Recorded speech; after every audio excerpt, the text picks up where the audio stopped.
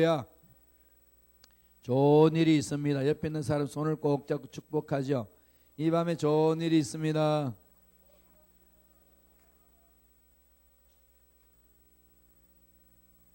오늘은 요단강, 이제 요단강을 이제 건너갈 때 하나님 주시는 은혜입니다. 요단강은 의미가 깊죠. 정말 요단강은 의미가 있습니다. 영적인 의미도 깊고요.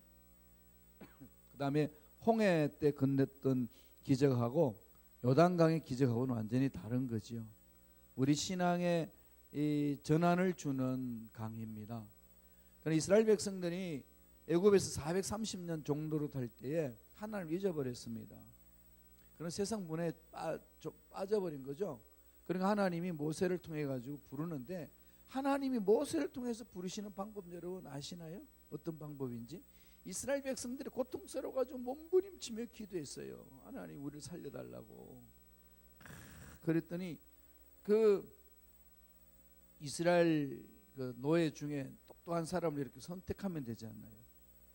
그렇게 하지 않고 그렇게 백성들이 부르짖으니까 히브리인 중에 젊은 처녀 총각을 만나게 해가지고 결혼부터 먼저 시킵니다.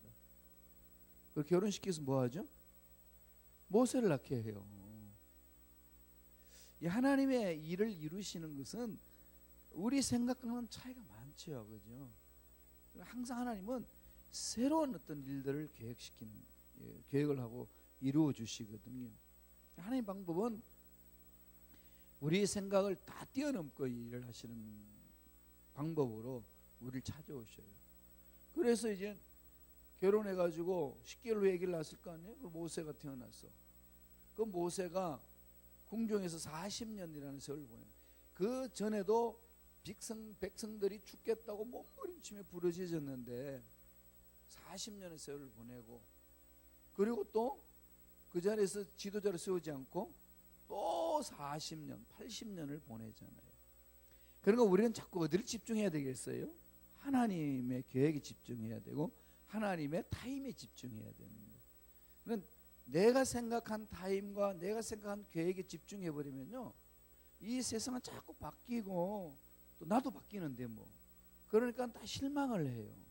그리고 실망에서 이겨낼 수 있는 유일한 방법은 언제나 하나님의 계획과 하나님의 시간에 맞춰야 되는 거죠.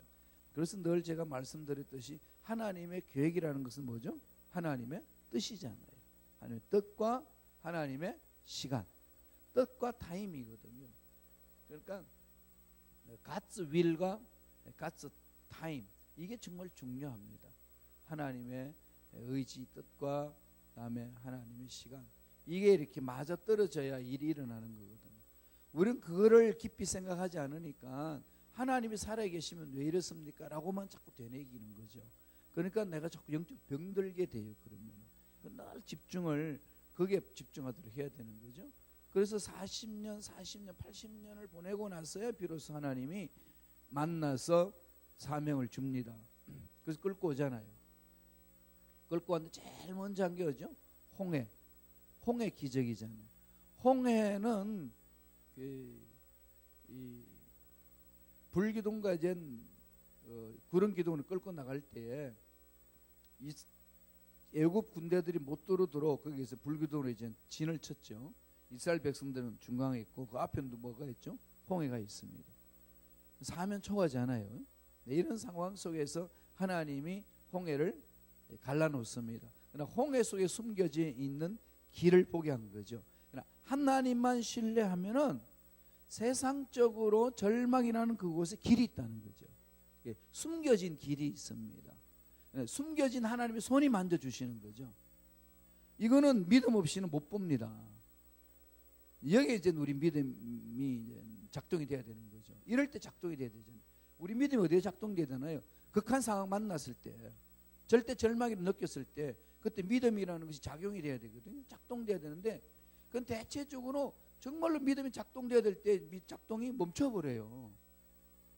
이게 우리 신앙의 문제점이라는 거죠. 그렇기 때문에 이런 훈련을 받아야 됩니다.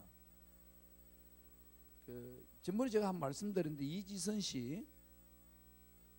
씨가 이대 4학년 대학원 들어가려고 공부하다가 이 자동차 사고가 나가지고 화상을 입었잖아요. 얼굴 다 탔습니다. 차라리 죽는 게 낫겠다 해가지고 병원에 입원해 있었어요. 그렇게 병원에 입원해 있을 때 목사님이 찾아가가지고 그렇게 열심히 예쁘게 신앙생활 잘하고 그렇게 헌신하고 그렇게 열심히 일했던 그 사람을 향하여서 말하는 거예요. 아니, 우리가 이렇게 신앙생활 열심히 했는데 이 가정에 이런 일이 있다니요. 이랬을 때에 목사님이 뭐라고 대답할 수 있겠어요? 딱 한마디, 바로 이때를 위함이라. 여태껏 열심히 신앙생활하고 여태껏 열심히 기도하고 열심히 주를 위해서 했는데 문제 빡 터졌을 때에 이때 정말 믿음이라는 믿음이 작동해야 된다고. 이때 믿음이 작동해야 된다고. 사실 그런 상황을 만나면 믿음은 작동하지 않고 원망이 나오고 불평이 나오잖아요. 그러니까 우리 신앙이 깊어지면 깊어질수록 세상 사람들이 도저히 이해할 수 없는 상황 속에서 믿음이 작동되는 거거든요. 그게 신앙이에요. 이걸 훈련하는 거죠. 이건 평상시 훈련되지 않으면은 작동 안 됩니다. 생활해 보셔서 아시겠지만은 먼저 그냥 아이고 이제 죽었구나 이 생각만 나지. 이 믿음으로 작동하기가 참 어려운 상황이 얼마나 많습니까? 그런 부분이거든. 홍해 첫 관문은 이스라엘 백성들에게 하나님만을 신뢰하면은 절망 속에서도 길이 있다는 것을 보여주는 거죠. 이게 신앙의 첫 출발이잖아요. 절망 속에서도 하나님은 길을 열어주신다라는 것을 보여주는 것이 홍해를 갈라놓은 사건입니다. 그리고 나서 이제 40년에 거의 이제 뭐 시내산까지 간 지 2년 걸렸고, 그리고 또다시 가나안 땅 들어가는데 38년 동안 광야에서 헤맸잖아요. 이제 헤매가지고 이제 요단강을 건너야 됩니다. 동편에 와 있으니까.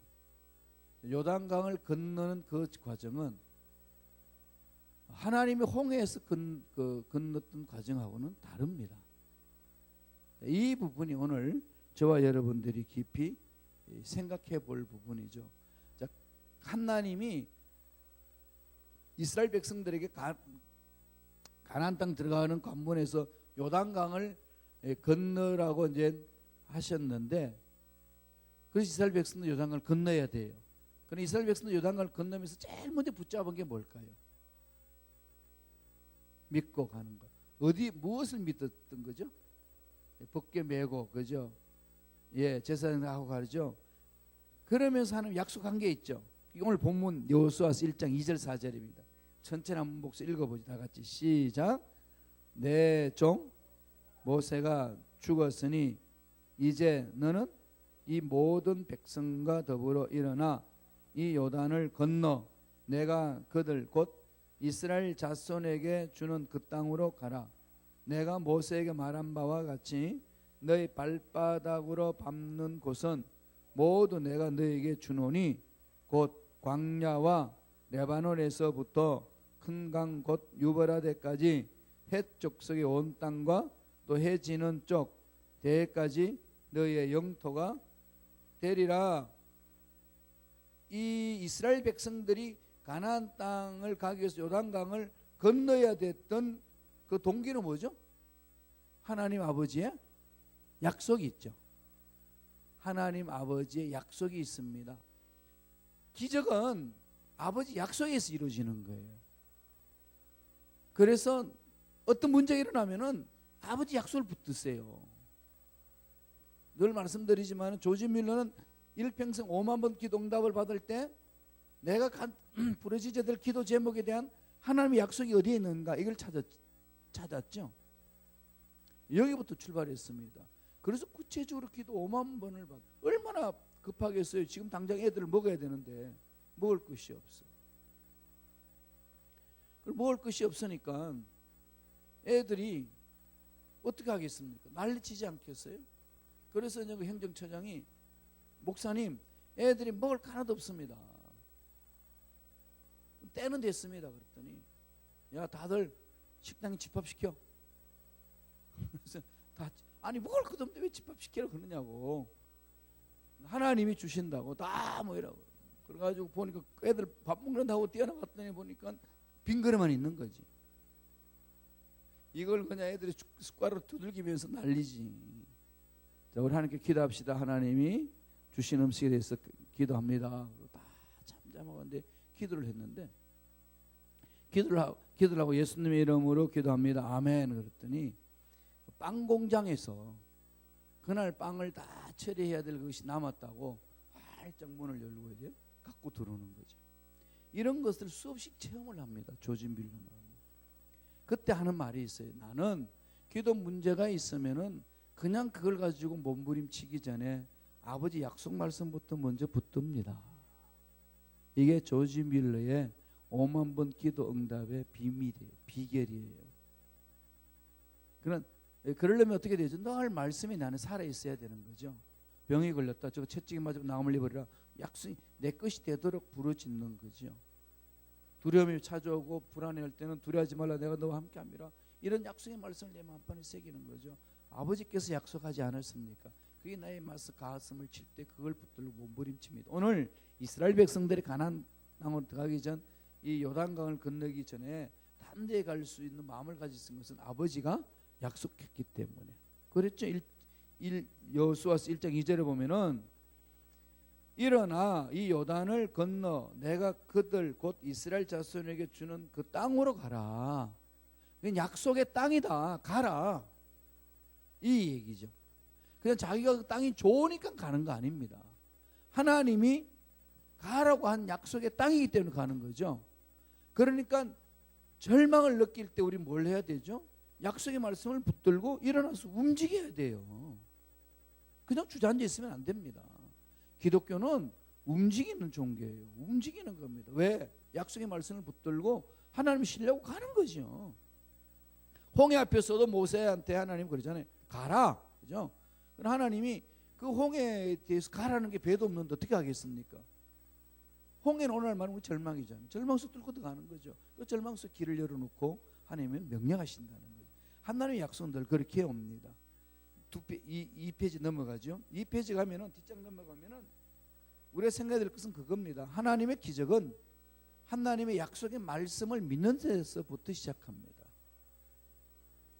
꼭 이 상식적인 건데도 자꾸 잊어먹어요. 너무 상식적이잖아요. 신앙생활이 너무 상식적이거든요. 우리 신앙은 믿음 생활이잖아요. 믿는다. 뭘 믿으시죠? 하나님을 믿잖아요. 예수님을 믿죠. 성령님을 믿고 삼위일체 하나님을 믿는데 눈에 안 보이는 하나님 어떻게 믿어요? 손에 잡히지도 않는데 어떻게 해요? 그걸 믿는다는 게 뭐죠? 그분의 하신 말씀. 그분의 하신 말씀을 그대로 이룰 줄로 믿고 가는 거죠. 그러면 창세기부터 요한계시록까지 수많은 말씀이 이 속에 있는데 그게 다 어떻게 내 말씀인가요? 이게 내 말씀으로 주어지는 약속이는 것은 말씀을 읽고 묵상하고 암송해 나갈 때 그 말씀이 상황에 맞게끔 던져주는 거죠. 말씀은 영으로 기록됐기 때문에 성령께서 주관해서 잡아주는 거죠.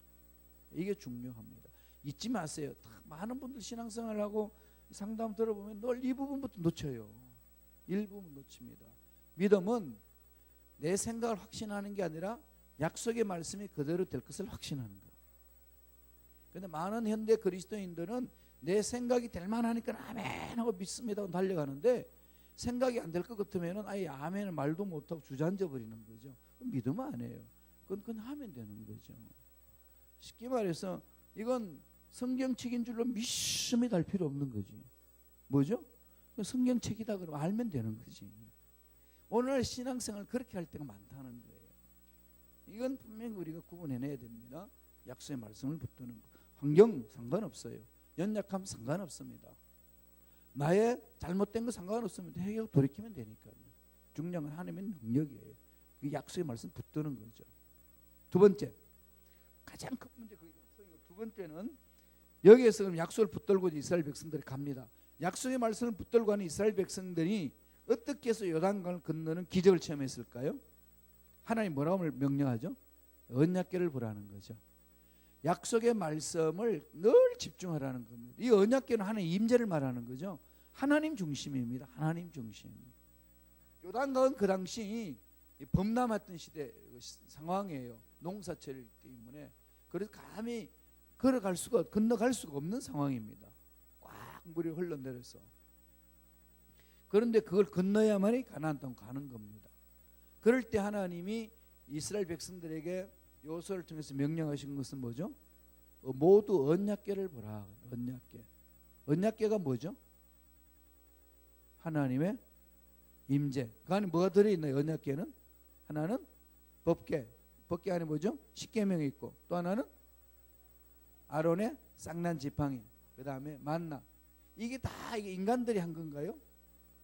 하나님의 기적품이죠. 하나님의 기적물이죠. 만나도 하나님이 주신 거고, 죽은 나무 막대기에 싹이 난 것도 생명을 준 것도 하나님이시고, 죽은 것을 살리시는 거잖아요. 일용할 양식을 주신 하나님이잖아요. 그 다음에 우리 살아내게 될 말씀을 주시는 거잖아요. 십계명도 하나님이 기록하신 거니까.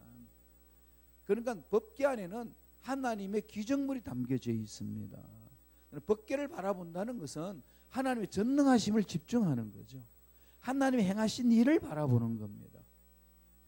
마귀들은 하나님이 행하신 일을 바라보지 못하도록 세상 문제에 그냥 휘말려 들게 만드는 거죠. 세상 문제에 분주하게 만든다든지, 그리고 사람들 관계 속에 속을 다 뒤집어 놓는 거죠. 이렇게 되면은 하나님의 말씀이 안 들어옵니다. 경험하셔서 아시겠지만, 이 분이 나면은 나에게 분을 준 그 인간이 머릿속에 들어오지, 이 말씀이 안 들어오는 거지. 안 그런가요? 저만 그런가?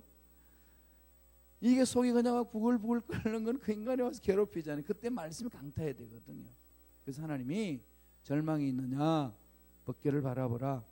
그죠? 3장 여호수아서 3장 3절 우리 본문에 돌아서 한번 읽어보죠. 다 같이 읽습니다. 시작.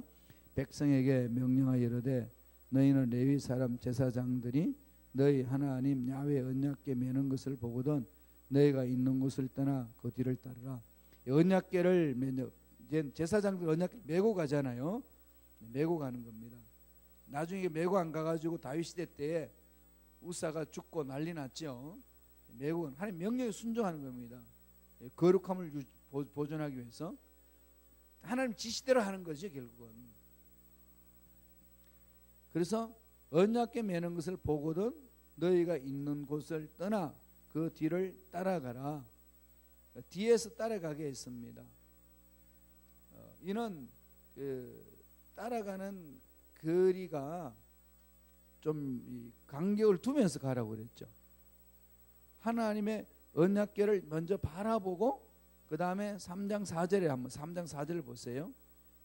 특별히 따라가는 방법이 특이한 방법입니다. 다 같이 읽습니다. 그러나 너희와 그 사이 거리가 2000 규빗쯤 되게 하고 그것에 가까이 하지는 말라. 그리하면 너희가 행할 길을 알리니 너희가 이전에 이 길을 지나보지 못하였음이니라 아니라. 거리를 두라는 거죠. 2000 규빗쯤 거리를 두고 따라가라는 겁니다. 이게 무슨 의미일까요? 왜 거리를 두라고 그랬을까요? 자, 처음에 이제 법궤를 매는 걸 봅니다. 지금 가나안에 들어가는 기적을 체험하는 현장으로 가는 거래요. 가는 길인데 법궤를 보게 해요. 집중하게 하죠. 그런데 법궤에 거리를 두게 합니다. 이건 두 가지 의미가 있는 거죠. 하나는 하나님 말씀의 거룩성, 거룩성에 대한 것들을 이렇게 보존함, 함부로 범접하지 못하도록 하나님이 이렇게 두게 하시는 거죠. 하나님 임재가 있는 곳이니까 죄인들이 손을 대면 죽고 하니까 거리를 둡니다. 그럼 또 하나는 무슨 의미가 있을까요? 그렇죠. 그 말씀을 경외하는 거죠. 말씀을 경외하는 건데요. 이게 우리 좀 적용을 좀 잘해야 됩니다. 하나님의 말씀을 말씀되게 하는 거거든요. 하나님의 말씀을 말씀되게 하는 건데 하나님의 말씀, 법궤 안에 들어있는 거 십계명인데 말씀, 성경 있잖아요. 이 성경을 우리가 읽습니다. 그럼 성경을 읽을 때에 여러분들이 생각을 해야 돼요. 어떤 시대 상황에 따라 다른 상황이 있잖아요. 그죠? 많이 다르죠. 여자들은 예배 드릴 때 머리에 수건을 덮어 쓰고 왜 여러분 안 덮어 쓰시나요? 고린도 교인들한테 그랬잖아요. 수건을 덮어 쓰라고. 근데 지금 먼저 명령 불순종하잖아요. 여인들이요. 그죠? 그러니까 읽으면서 그런 거를 어떻게 해야 되죠? 생각해야 되겠죠. 예. 이게 뭔가 하면 상황, 역사, 그죠? 시대 배경.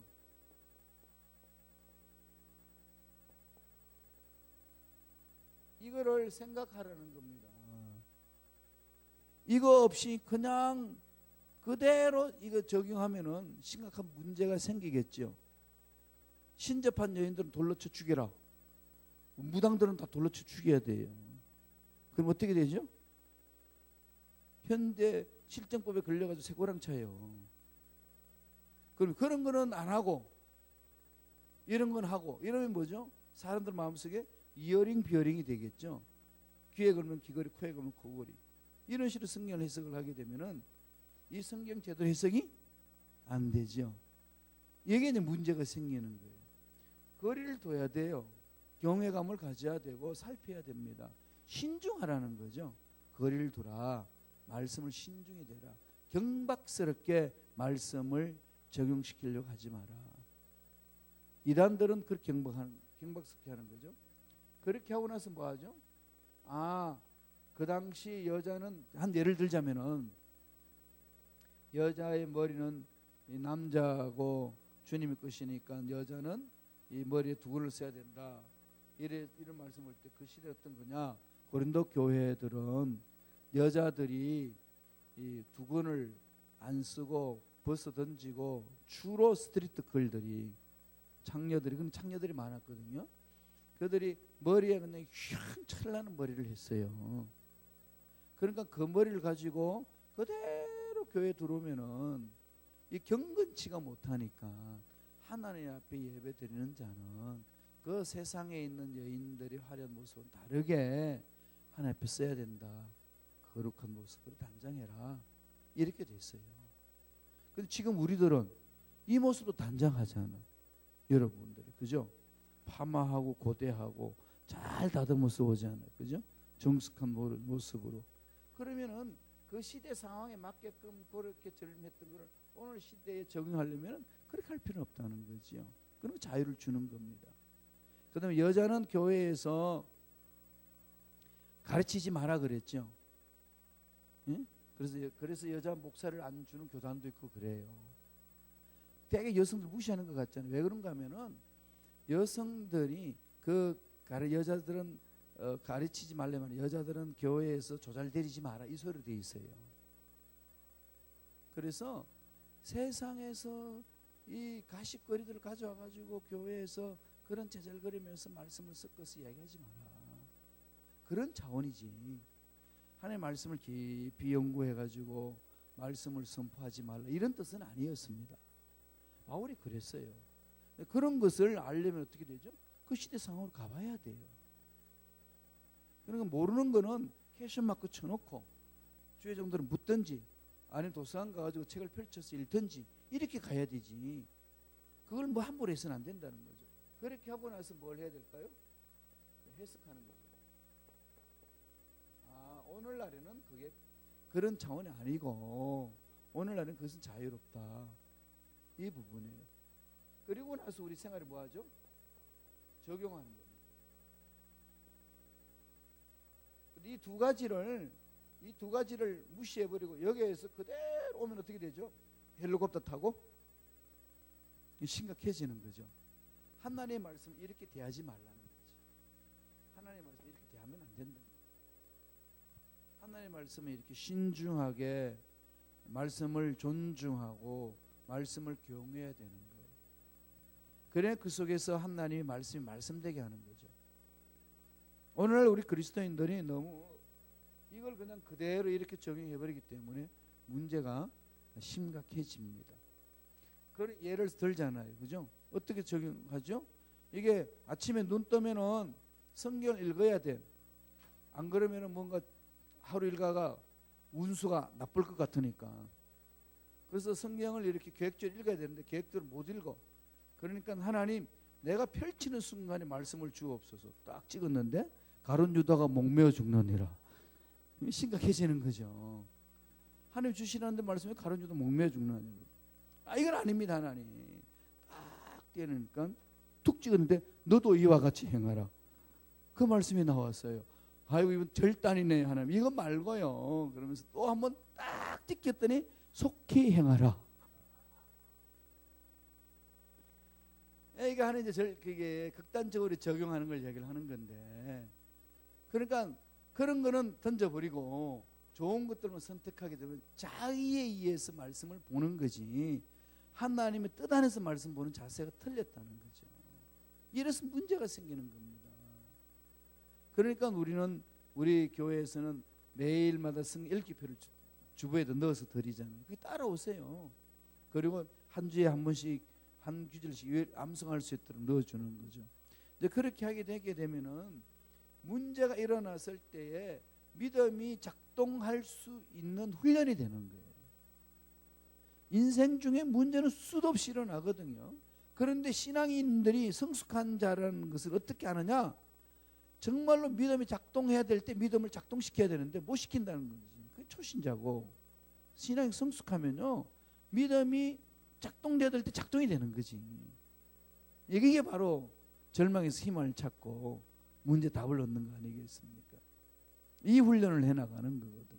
그러니까 이스라엘 백성들이 거리를 두고 가라 이 말은 말씀을 볼 때에 이렇게 말씀으로 적용하면 이렇게 거리를 둬야 돼요. 상황이 어떤 상황이었는지, 그 상황 속에서 오늘 어떻게 해석해야 되는지 생각해 보세요. 이때 상황은 2000년 전의 상황, 4000년 전의 상황이고, 지금 우리가 읽는 것은 지금 4000년 이후의 상황입니다. 그 속에서의 문화가 다르고 생활 습관이 다른데, 그 말씀 오늘 우리들에게 해석하려면은 하나님이 그 상황에서 하셨던 말씀이 왜 하셨는지를 봐야 되는 거죠. 왜? 그리고 그 말씀을 내가 오늘날에는 이렇게 해석해야 되는구나, 적용하자. 이렇게 해서 말씀이 말씀되게 해주는 겁니다. 이런 걸 보면은 어떻게 되죠? 성경 읽지 않고서는 적용한다는 것은 거짓말이죠. 콰이트 타임 하는 것도 참 중요한데, 정말 말씀이 중요하는데 자칫 잘못하게 되면은 이거 다 없애버리고 그냥 일로 그냥 가기가 참 쉬운 부분이에요. 그래서 성경을 많이 읽는 게 좋아요. 제가 보니까 많이 읽고 또 깊이 있게 읽고, 이거 뭐 훈련만 잘 되면은요 그냥 말씀이 내 삶 속에 살아납니다. 그래서 지금 요단강을 건너가는 그들에게 너희들은 가보지 않은 길이다, 처음 길이다 그러셨거든요. 처음 길. 처음 가는 길에 가져야 될 마음 자세가 뭐냐? 늘 말씀을 바라보고 말씀을 마음대로 네 마음대로 해석하려고 그러지 말고 거리를 두고 경외하면서 말씀을 깊이 읽고 묵상하고 그 해석하라는 겁니다. 이렇게 해석하는 거죠. 3페이지 넘어가죠. 3페이지에 보면은 여기에 이제 해석 방법이 나옵니다. 3페이지 제일 위에 있죠. 자, BC는 뭐고 AD는 뭐죠? BC는 Before Christ. AD는 또 헷갈려요.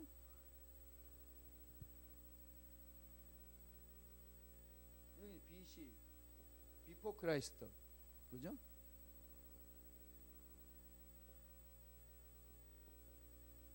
그 다음에 이쪽은 AD. A가 뭐죠? 아노. 라틴어예요. 라틴어의 약자입니다. 아노, 도미니. 도미니는 도미니우스. 이거는 주님. 그러니까 이게 무슨 말인가 하면은 year of Lord, 주님의 시대. 주님의 시대. 도미니, 주님의 시대. 아노는 이게 라틴어로요 year 뜻이에요. 연도. 그게 첫 글자가 AD예요. AD 서면서도 몰랐죠? AD만 말 들었지. 아노 도미니. 아노 도미니. 이 말은 주님의 시대. 어디서부터? 주님 태어나신 시점. 이게 주님을 중심으로 해서 역사가 갈라집니다. 아시죠? 예. 이게 또 언제 무너질는지 몰라. 지금 이거 허물어뜨리려고 지금 세상이 좀 난리치고 있는데, 지금 우리 시대 살고 있는 이 시대는 주님 중심으로 역사가 기록되고 있어요. 주님 태어나기 이전에 몇 년, 주님이 태어나시고 난 이후에 몇 년. 그래서 BC는 영어로 그대로 썼어요. Before Christ고, 기원 전, 이는 기원 후, 기원 후, 주님의 시대, 이렇게 되는 거죠. 주님의 시대. 아노 도미니, 아노는 연대, year 뜻이고, 도미니는 주님, 주님의 시대. 그래서 약자 AD를 쓰고 있어요. 주님이거든요. 이 역사도 예수님 중심으로 역사가 진행되고 있어요. 우리 세계 역사는 이게 하나님 은혜 안에서 이루어지는 거죠. 그럼 성경 해석은 어떻게 될까요? 성경도 이걸 성경을 보면 이게 뭐죠? 여기는 구약, 여기는 뭐죠? 신약. 그죠? 예수님의 기점으로 해서 구약과 신약으로 나눠지잖아요. 그러면은 이 시대는 다 어디로 가죠? 예수님을 향하여서 오고 예수님 중심에서 나아가는 거죠. 이 시대 역사가. 그럼 뭐 인정하든 인정하지 않든 지금 주님의 역사 수레바퀴를 돌리고 계시니까. 그런데 우리 성경도죠, 예수님 태어나기 전에 사건들의 구약 예언한 거고, 예수님 태어나시고 나서 태어난 기사와 함께 성령 역동생활 신약. 그러면 구약과 신약의 중심은 뭐죠? 예수님. 예수님. 그래서 구약과 신약의 중심은 예수는 메시아다, 이 소리에 예수는 그리스도이시다. 이 준말이 예수 그리스도로, 요새는 예수 그리스도는 원래 이게 한 문장, 이건 절대 잊지 마세요. 이 가장 기본 골격이에요. 지금 신앙에 많이 자꾸 이렇게 잊어먹는데, 예수는 그리스도다. 인간 예수가 메시아다. 구약은 인간 메시아가 이 세상에 태어나서 우리 민족을 해방시켜 주실 것이다. 그걸 계속 던지거든요. 예수님 모셨는데 유대인들은 예수 인정하지 않습니다. 그래서 사도 바울이 예수 믿는 사람을 핍박했던 이유는 10계명에 걸리기 때문에 그렇습니다. 1계명, 2계명, 3계명 다 걸리거든요. 1계명이 뭐죠? 나 외에는 다른 신을 두지 말라. 2계명은 우상을 만들지 말라. 3계명은 내 이름을 망령되이 긁지 말라. 하나님에 대한 관한 것이잖아요. 그런데 인간 예수, 팔레스타인에 살았던 인간 예수한테 그리스도, 메시아, 구세주, 하나님이라고 칭하는 겁니다. 그러니까 그 소리를 듣는 순간 우상 숭배가 되는 거죠. 유대인들한테는 메시아를 인정하지 않기 때문에. 그런데 하나님 인간을 하나님으로 부르니 우상 중에 우상이지. 그러니까 유대교의 철두철미했던 사도 바울은 있을 수가 없는 거예요. 이걸 그냥 놔뒀다가는 하나님을 욕되게 하는 거기 때문에 다 핍박하고, 그때 스데반이 돌 맞아 죽는 것도 당연하다고 그래서 돌 맞아 죽게끔 만들어 둔 사람이 그 당시 사울이었어요. 그가 다메섹 도상 예수 만나고 나니까 자기가 틀렸다는 것을 알지요. 그러고 나서 확 뒤집혀지잖아요. 기점이 뭐죠? 예수라는 거죠. 그럼 성경 해석은 이거예요. 예수 중심. 모든 게 예수를 보는 거죠. 구약도 예수를 향해 달려가고 있고, 신약에도 모든 것이 예수 중심으로 이루어지고 있는 거죠. 그러니까 성경 해석의 결론은 예수 그리스도예요. 이 시대 역사도 지금 예수 그리스도 흘러가고 있잖아요. 그죠? 예수 그리스도 흘러가고 있는데 성경도 그렇게 가고 있고 하나님이 그렇게 말씀하고 있는 거죠. 이 부분을 우리가 성경 읽을 때 늘 관심을 기울여야 될 것은 예수 중심으로 성경을 읽어야 된다. 성경을 읽으면 예수 중심이 되죠. 3페이지 보세요. BC와 AD 기점이 뭐죠? 예수님이죠. 유일하신 예수 그리스도. 그래서 창조가 나중에 새 창조로, 아담과 이브가 어떻게 되죠? 온 인류로. 근데 아브라함과 이스라엘이 선택받은 자니까 교회 공동체. 남은 자들이 누구죠? 사도들이었고, 그 중심에 누가 있나요? 예수 그리스도. 예수 그리스도 드러나야 됩니다. 그래서 신구약은 한마디로 말하면 예수는 그리스도이십니다, 이 고백하게 하는 거예요. 그런 것에 수많은 역사가 일어나는 거죠. 예수가 그리스도이시면 내 인생을 그렇게 예수 중심으로 나아갈 때 가는 거 아니겠어요? 저와 여러분들이 아무리 문제가 있고요, 힘들고 어려운 상황에서도 예수를 만나면은 답이 있습니다. 그러나 만나는 척하지 말고 만나셔야 돼요. 자녀의 문제, 앞날의 문제요, 절망 같은 상황에서 예수 만나면은 그 속에 답이 있는 거죠. 그래서 말씀을, 약속을 듣고 아버지 말씀대로 따라가고 이 속에 기적을 바라보며 가는 거죠. 자꾸 기적을 기대해야 돼요. 이 시대만큼 기적이 필요할 때가 어디 있습니까? 더 많이, 더 우리는 우리 삶의 초대교회보다 또 지금이 더 기적이 필요한 것 같아요. 그럼요. 저도 이 시카고에서 목회하면서 느끼는 것은 하나님의 기적이 없이는 못한다는 거지. 하나님 만져주셔야 돼요. 그죠? 병 치유도, 앞날의 문제 해결도, 교회 공동체가 다시 밀어나는 것도, 이 시카고 지역에 선한 영향을 끼칠 수 있는 것도 하나님 만져주셔야 돼요. 인간의 노력 몸부림치는 것은 어느 정도일 뿐이지 더 이상은 뚫을 수 없습니다. 하나님이 해주셔야 되는 거죠. 그러니까 전적으로 하나님 신뢰하는 거죠. 그러니까 연세 생각하지 마세요. 내가 어느 위치에 있느냐 생각하지 마세요. 어떤 경험을 했느냐, 어떤 죄악의 구렁텅이에 빠져 있느냐 생각하지 마세요. 회개하면 되고, 죄악이 있는 자를 회개하고 돌아서면 되는 거니까 늘 주님의 십자가를 바라보는 게 중요하다는 거예요. 자꾸 자기 자신한테 이게 막 외쳐야 돼요. 예수님이 살아 계셨기 때문에 전제하잖아요. 너는 잘 될 수밖에 없는 거야. 너에게 좋은 일이 있어. 자녀에게도 좋은 일이 있는 거야. 그러니까 그렇게 말하고 자녀들 보면 속이 뒤집혀지는데 그때 눈 감고, 그지? 속 뒤집어질 때마다는 이제 눈 감고 자꾸 외쳐야 됩니다. 선포하는 거죠. 환경은 자꾸 그렇게 나가야 됩니다. 그렇게 가야 내 마음 속에 있는 이 부분들이 하나님이 주시는 축복의 기대, 기적의 기대가 가득 차 있는 거죠. 그걸 늘 바라보면서. 그런 다음에 두 번째 우리 해야 될 일은 뭘까요? 3페이지. 뭘 하라는 거죠? 자신을 성결케 하라. 이게 가장 핵심이잖아요. 성경은 이 히브리스 레위인들을 위해서 놓은 그 레위기를 보면은 레위기 핵심이 뭐죠? 하나님이 거룩하니 너희도 거룩하라는 거죠. 예.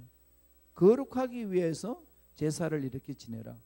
제사를 드렸기 때문에 거룩해지는 게 아니라 그렇게 하라는 말씀을 믿고 순종했기 때문에 거룩해지는 거죠.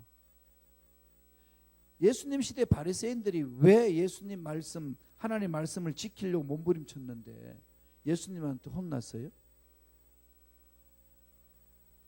그 기억 생각해 보셨나요? 여러분, 바리새인은요, 오늘날 우리가 바리새인을 만나면은요, 신앙인 중에 가장 모범적인 삶으로 보여집니다.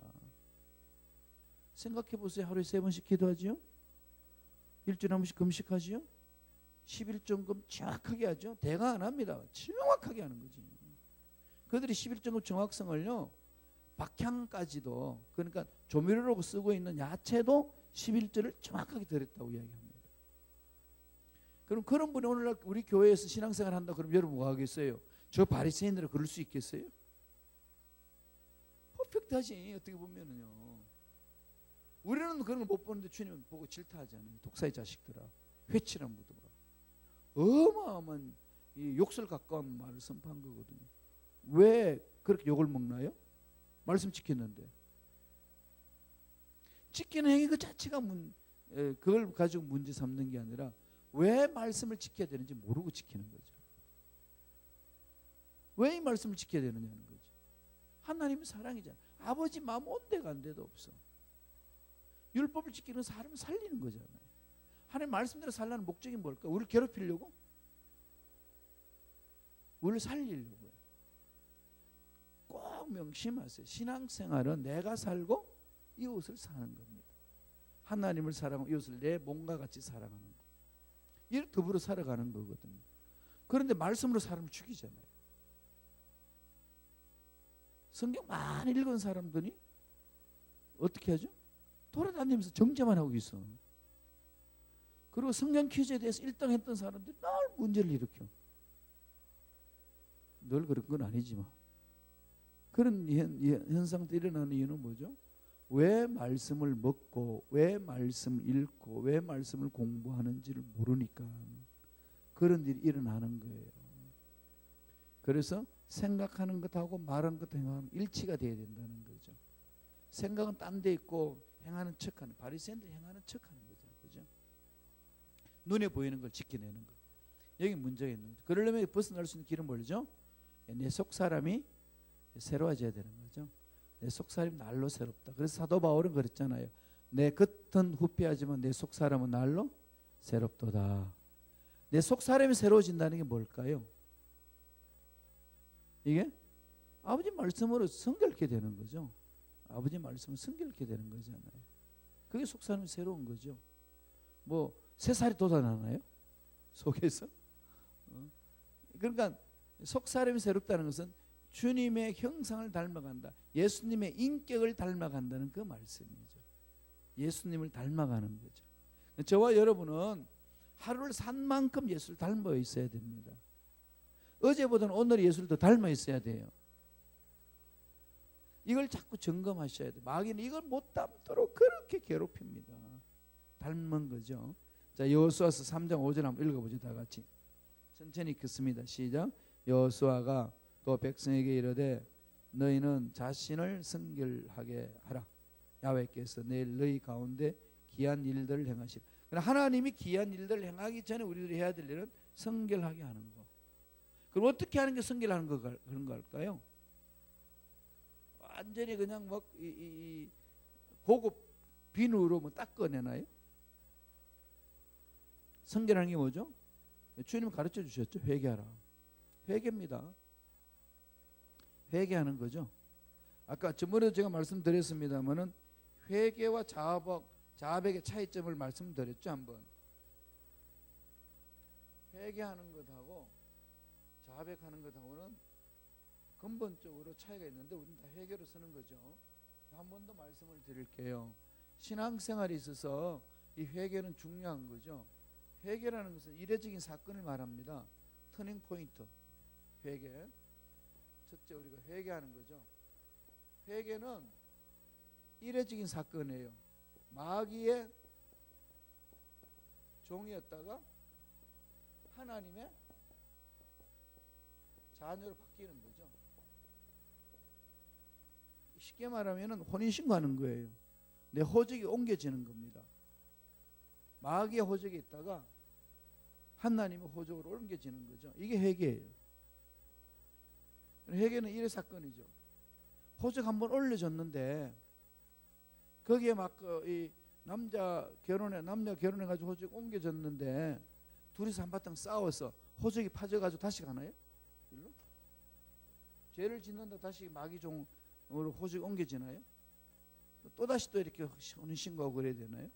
이래 사건이에요. 내가 예수님을 부정하지 않는 이상.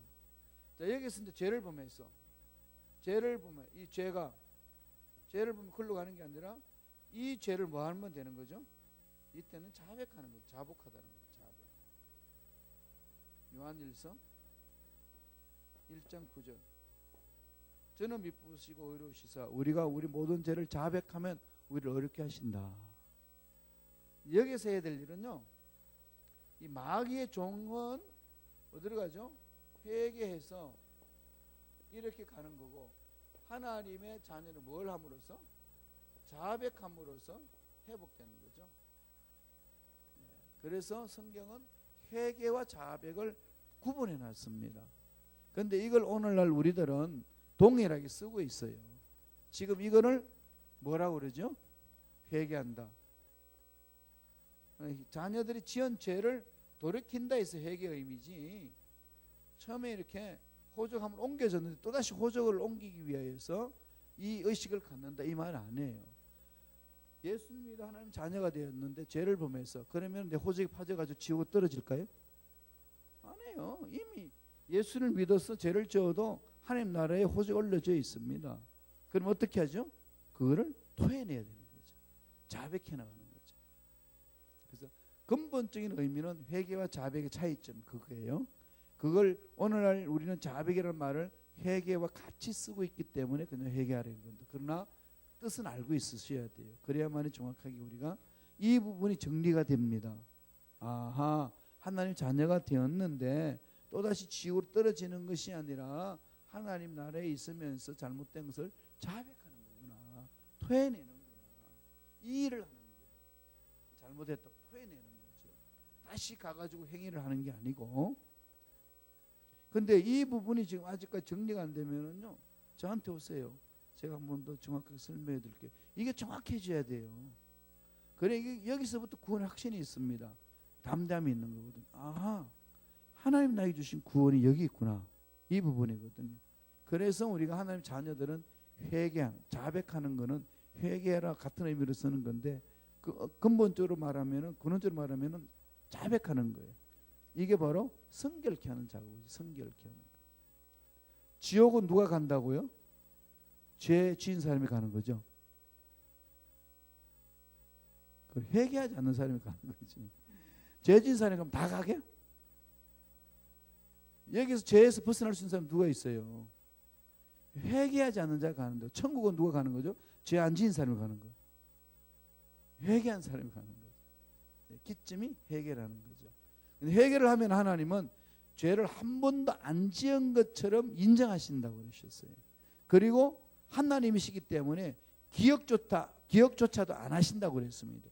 기억을 못 하시는 거죠.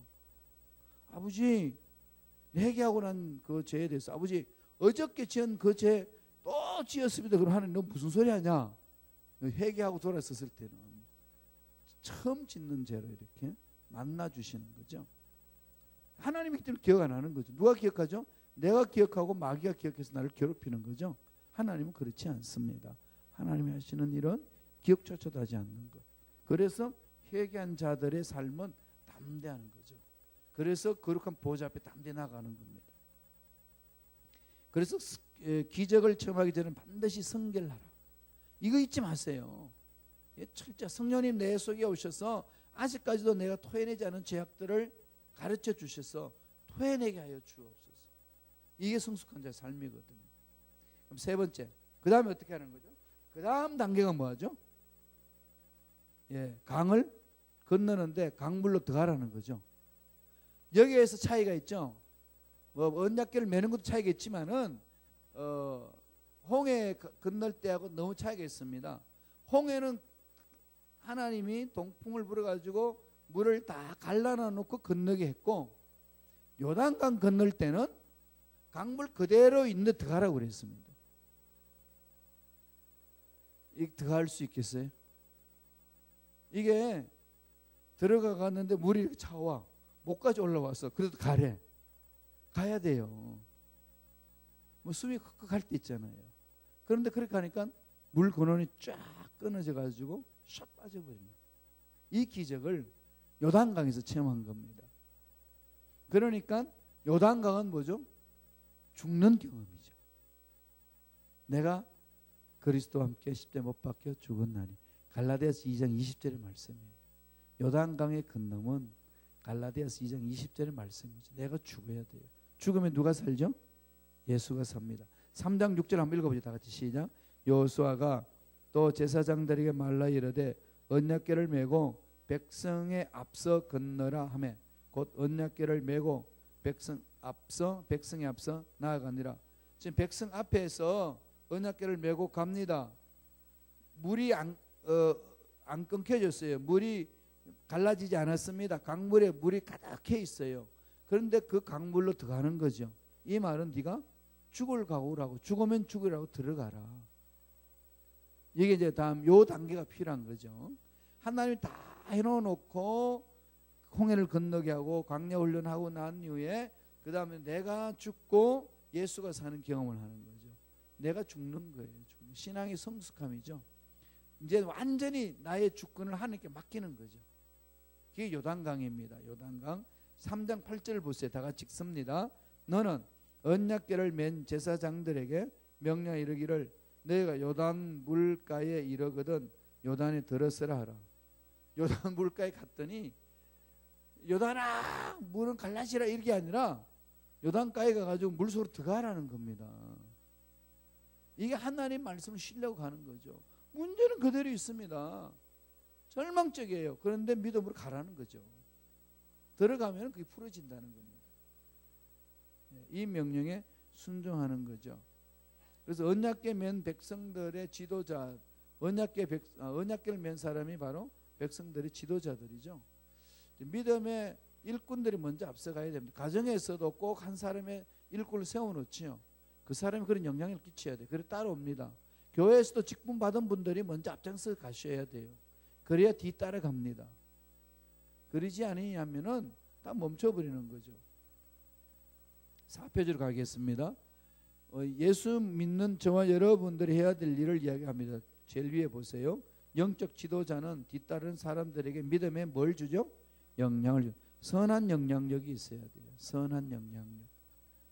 저와 여러분은 어떻게 하든지 영향력을 끼치죠. 악한 영향력을 끼치든지 선한 영향을 끼치든지 둘 중에 하나입니다.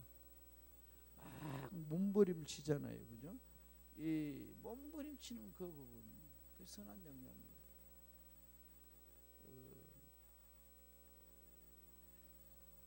저기 주일날 제가 설명드렸던 조덕삼 장로하고 이자익 목사님과의 관계, 그죠? 예, 이자익 목사님이 그 모섬이고 조덕삼 씨는 이제 주인 양반 주인이시고, 그래서 이제 두 사람이 신앙생활하면서 온전히 신앙 하나님만 보는 거죠. 자기 신분을 안 보고. 그건 가능한 거잖아요. 그리고 이자익 목사님이 장로를 먼저 되고 그분이 목사님이 됐고, 그다음에 하나님 일을 할 수 있도록 뒷바라지는 다 조덕삼 장로님이 해주셨어요. 그랬더니 나중에 후손들이 지금 있잖아요. 3대째 지금 그 장로 조덕삼 장로인데, 그 조상현 있죠? 아니 구화가 아니고 저기 저 옛날에 민주당 대표했던 분 아시나요? 지금 소천하셨어요. 그분이 조덕삼 장로님의 손자예요. 그 집안이 그렇게 팽팽하게 살고, 그다음 이자익 목사님의 집안은 또 팽팽하게 살고, 모대학의 교수로 있어요, 손자.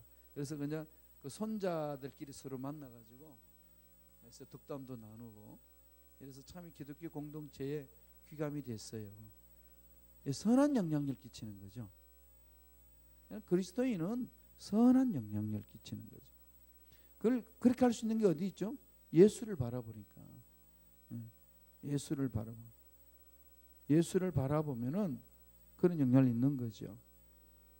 그래서 벗개를 메고 물로 들어갑니다. 물은 그대로 있어요. 범람했습니다. 죽을 수도 있습니다. 그런데 아버지의 말씀을 믿고 가는 거죠. 꼭 아브라함이 이삭을 제물로 바치는 것하고 똑같은 사건이에요. 그건 계속해서 반복으로 일어나고 있어요. 그러면 오늘날 저와 여러분이 똑같은 명령을 하시는 거죠. 환경 안 바뀐다, 그대로 있다, 가라는 거죠. 가면 환경이 바뀐다는 거죠. 바꿔주고 나서 안 던집니다. 그건 초신자 때 하고 홍해 건널 때 그 사건이었고, 그 이후부터는 광야훈련을 졸업한, 광야학교를 졸업한 사람은요 요단강에 믿음으로 들어가야 돼요.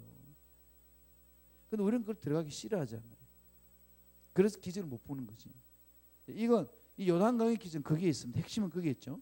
요단강물로 들어간다. 그건 사도 바울이 나중에 갈라디아서 2장 20절에서 고백한 거죠. 내가 그리스도와 함께 십자가에 못 박혀 죽었다. 딱 갈라디아 이야기를 하잖아요. 그랬더니 어떻게 일어나죠? 제사장들이 4페이지 넘어가 보세요. 위에 제사장들의 발이 물에 잠길 때 강이 갈라졌죠. 예, 강물에 들어갔을 때 갈라졌습니다. 3장 13절 다 같이 읽어봅니다. 시작. 온 땅의 주 야훼의 궤를 맨 제사장들이 발바닥이 요단물을 멈추면 요단물 곧 위에서부터 흘러내리던 물이 끊어지고 한 곳에 쌓였으리라. 이게 있을 수 있어요? 기적이죠, 그죠? 예, 요단 강물을 밟았더니, 그죠? 요단 강물을 밟았더니, 여러분 괴롭히는 문제를 밟아요. 그냥 이 문제 해결되면 가겠다 그러지 말고 그냥 밟으세요. 그럼 문제 사라집니다. 예, 그리고 밟고 가야 돼요. 도전하는 거죠. 그래서 우리 기독교 신앙은요 역동성이 있어요. 다이나믹한 겁니다. 다이나믹하게 밀고 가는 거죠. 일 다 해결도 가는 거 아닙니다. 일은 산더미 같이 있어요. 산더미 같이 나를 괴롭히고 나를 넘어뜨리게 하는 것들이 있습니다. 그런 믿음으로 가는 겁니다. 가다 보면 그게 풀어지는 거죠. 요단 강물이 없어지고 나서 걷는 것이 아니라 요단 강물에 그냥 들어가니까 강물이 멈췄다. 이게 마지막 하나님이 주신 메시지입니다. 가나안 땅 들어가기 전에 꼭 이 사건이 있어야 된다는 거죠. 그래서 사도 바울이 갈라디아서 2장 20절의 말씀을 얘기하는 겁니다. 거기 보면은 요단강은요 깊은 강이었어요. 한번 보세요. 그때 당시가 보리 밀추수 때인데 요단강은 수심이 3.3m에서 5m, 폭이 30m 되는 강입니다. 가면 빠져 죽는 거죠. 거기 보면은 여호수아 3장 15절에 나오는 말씀인데 요단이 몸에 거두는 즉 보리 밀 추수할 때 시기에는 항상 언덕에 넘치더라. 그러니까 3m에서 5m가 되는 거죠. 수심이 30m의 폭이 있고 그거 어떻게 건넙니까? 그냥 물속에 들어갔어요. 들어갔더니 끊긴다는 거죠. 그래서 제사장들이 발이 물에 잠기자 요단강이 멈춰섰다. 문제를 해결하고 나가는 것이 아니라 믿음으로 문제를 뚫고 가는 거다. 그래서 두려워하지 말고 그냥 하나님 신뢰하고 가라. 그 말씀이죠. 그래서 요단강은 믿음으로 건너갔습니다. 하나님, 이 믿음은 무슨 믿음이죠? 그렇게 될 줄로 믿습니다가 아니라 하나님의 말씀대로 이루어지나이다. 그 고백이죠. 하나님 말씀대로 이루어지는 것. 내 생각대로 이루어지는 게 아니라. 자, 그 부분을 여호수아 4장 23절 24절 이렇게 말합니다. 다 같이 읽겠습니다. 너희 하나님 야훼께서 요단 물을 너희 앞에서 마르게 하사 너희를 건너가게 하신 것이 너희 하나님 야훼께서 우리 앞에 홍해를 말리시고 우리를 건너게 하신 것 같았나니 이는 땅의 모든 백성에게 야훼의 손이 강하신 것을 알게 하여 너희가 너희 하나님 야훼를 항상 경외하게 하려 하심이라 하라. 그다음 홍해를 마르게 한 것하고 요단강물을 마르게 한 것은 차이가 있었던 거죠. 제사장이 물속으로 들어감으로써 요단강물이 멈춰지고 말랐고 홍해는 이미 하나님이 동풍을 다 불러서 마르게 하신 후에 건너가라는 것. 그러나 신앙은 구원의 확신이 있고 그 다음에 내 신앙이 하나님 앞에 주권 이야기해 나가는 게 있는 거죠. 이걸 가지고 뭐라고 그러냐면은 칭의라고 그래요. 칭의. 예수를 믿어서 의롭다고 칭해주는 것. 구원의 확신이 있는 거죠. 구원의 확신이 가지면 그 다음부터 뭐 해야 되죠? 우리들의 삶에 있어서 성화해야 되잖아요. 성화. 거룩해져야 되는 거죠. 이거는 주권이양이에요. 주권이양. 내가 죽는 거죠. 이게 갈라디아서 2장 20절 이 말씀이고요. 이거는 고린도후서 5장 17절 말씀입니다. 차이가 있죠. 누구든지 그리스도 안에 새로운 피조물이라. 새롭게 되는 거고 이것은 내가 죽는 거죠. 내가 십자가에 죽었나니 죽고 난 후에 성령이 임하시는 거죠. 이건 자꾸 다 하는 얘기인데도 자꾸 놓치잖아요. 자꾸 훈련하셔야 돼요. 내 주권은 하나님의 겁니다. 살아도 하나님 것이요 죽어도 하나님 것이요 모든 게 하나님이다. 이 말이면 내 문제도 하나님의 것입니다. 그럼 문제 앞에 내가 떨어야 될 일은 없다는 거죠. 하나님 것입니다. 늘 선포하고 가는 거죠. 우리 교회도 하나님 것이에요. 하나님 만지시면은 하나님 멋지게 이루어주시려 믿습니다. 여러분들이 사업과 인생, 자녀 앞날에도 하나님 만지시는 손길이 임해야 되는 거죠.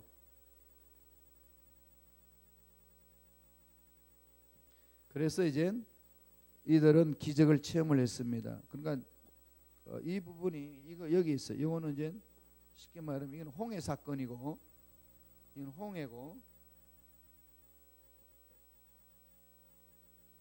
홍해 기적이고, 이거는 뭐죠?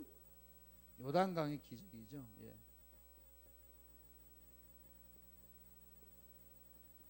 죽어야 된다. 이건 믿음으로 가는 거다. 믿고 하는 거. 둘 다 믿음으로 작용하지만은 이 사건은 하나님이 해주고 나서 가는 거고 우리 내가 믿음으로 죽으로 들어가는 거죠. 그럴 때 일어나는 기적의 사건. 이 부분이 차이가 있습니다. 자, 그리고 나서 하나님이 이들에게 늘 이걸 잊지 말라고 기념비를 세우라고 그럽니다. 기념비 세우는 걸 한번 보고 정리하지요. 다 같이 보겠습니다.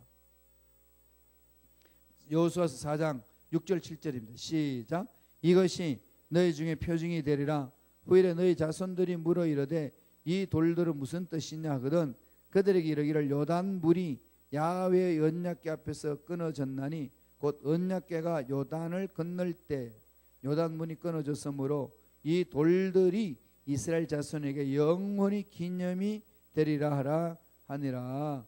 그래서 우리는 늘 후손들을 이 하나님의 약속의 말씀을 전해줘야 되는 거죠.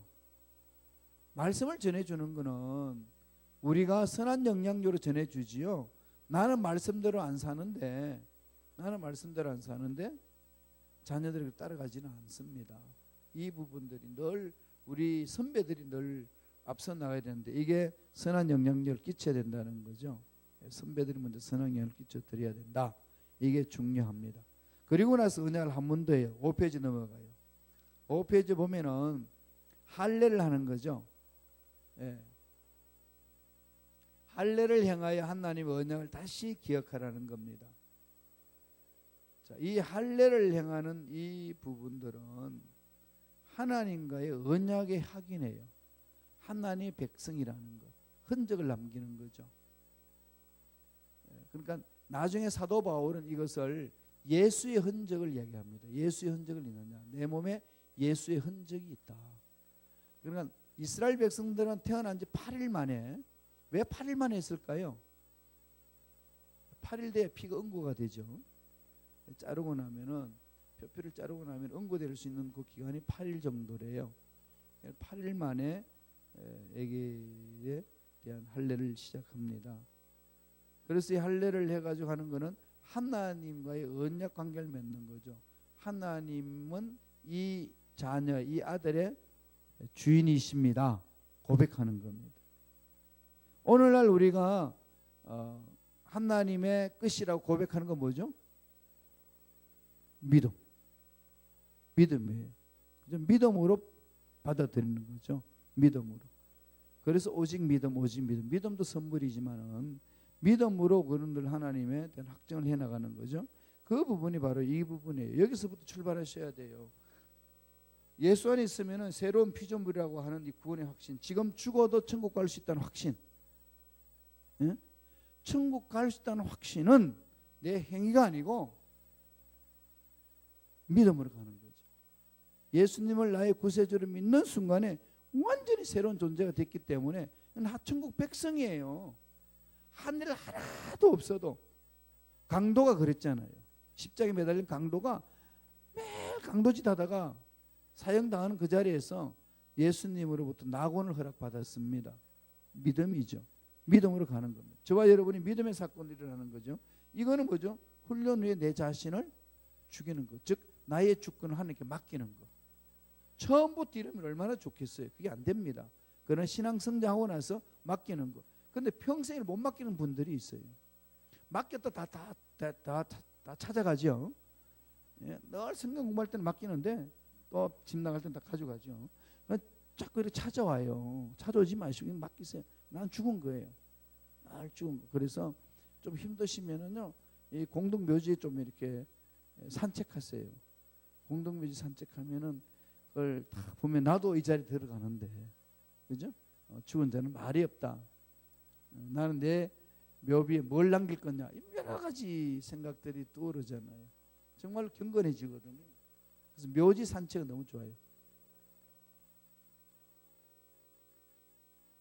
예, 글로 다니.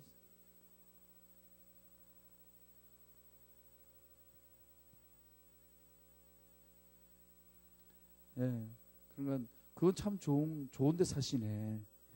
아침마다 아침마다 이렇게 산책할 때 글로 한번 돌아보면서 늘 그게 묘지를 생각하는 거예요. 제가 프랑크푸르트에서 목회할 때 늘 말씀드렸지만은 참 입지가 좋았어요. 사거리에 건너편에 우리 교회가 있고 그 건너편에 프랑크푸르트 시내에서 제일 큰 공동묘지, 중앙 공동묘지가 있었어요. 그 옆에 또 그것도 모자라가지고 유대인 묘지까지 있고 어마어마한 거지. 그러니까 다 이제 커피 들고 모입시다 그럼 공동묘지 가는 거지. 예, 공원이지만은 그 한 바퀴 빙 돌고 오고 나면 사람들이 마음들이 달라지지요. 그래서 공동묘지 앞에서 우리 전도 많이 했어요. 왜냐하면 주일날 되면은 사람들이 그 꽃을 많이 갖다 놓으러 가는데 그 앞에서 이제 전도 종이를 많이 줬어요. 사람들이 마음 자세가 달라요. 묘지 앞에서의 마음 자세들이 중요하거든요. 하나님 앞에 올바로 서 있는 거. 그래서 늘 이 주권이양 부분에서는 이 공동묘지를 한번 산책해 보는 거. 그건 여러분들이 이렇게 다른 관광보다는 더 좋은 관광이에요. 그래서 꼭 외지에 가면 공동묘지를 꼭 찾아가세요. 공동묘지마다 특징이 있거든요.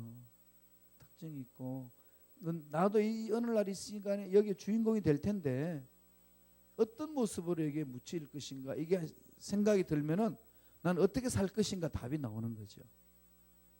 늘 그거는 절망이 아니고 극복해 나가는 삶이고 더 경건하게 만들고 한순간도 허송세월할 수 없습니다. 가면 갈수록. 그래서 요단강의 의미는 그렇게 깊습니다. 자, 요단강의 상징적인 의미를 보죠.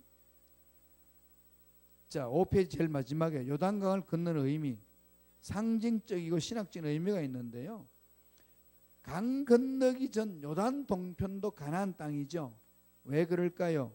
거기에 지금 요르단 지역이거든요. 요르단 지역. 요단 동편의 세 지파 루벤, 갓, 므낫세 반 지파가 그게 차지했습니다. 요단 서편만 약속의 땅이 아니고 요단 동편에도 약속의 땅이었어요. 그 땅에서 이제 하나님의 일을 이루는 거죠. 마지막으로 6페이지에 가서 요단강은 세 가지 의미가 있습니다. 하나는 무슨 강일까요? 구원의 강. 그죠? 십자가를 통해서 생명을 얻고 구원받은 백성이 된다는 것. 그래서 예수님이 내 인생의 주인이 된다는 것.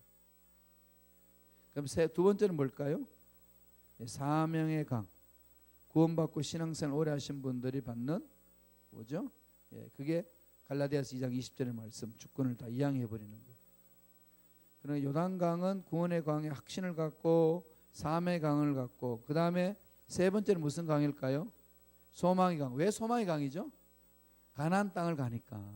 가나안 천국. 천국을 가기 전에 건너는 강. 며칠 후 요단강 건너가리라. 그죠? 그렇게 우리가 상징적으로 노래 부르죠. 요 신학적인 의미 세 가지 있어요. 구원의 광. 분명히 확인하셔야 돼요. 구원의 확신. 신앙생활 너무 중요한 겁니다. 고린도후서 5장 17절에요. 사명의 강. 나의 주권을 하나님께 맡기는 거죠. 주님이 내 인생의 주인입니다. 다른 말로 하면 로드십. 주님이 내 인생의 주인입니다. 주님을 주인으로 모시는 것. 갈라디아서 2장 20절. 소망의 강. 천국의 소망. 천국에 대한 소망이죠. 가나안 요단강을 건널 때에 천국을 바라보는 것이다. 그래서 우리는 늘 약속의 말씀을 붙들고 요단강을 건너셔야 돼요. 이스라엘 백성들은 가나안 땅에 약속을 붙들고 요단강을 건넜습니다. 여기에 소망이 있고 파워가 있는 거지요. 어떤 일이 있어도 이겨낼 수 있습니다. 자꾸 인위적인 방법으로 생각하니까 답이 안 나올 뿐이에요.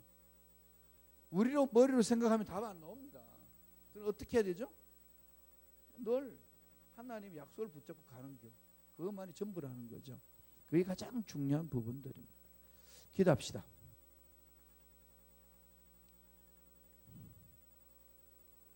우리가 해야 될 일은 아버지 약속을 붙들고 약속을 향해서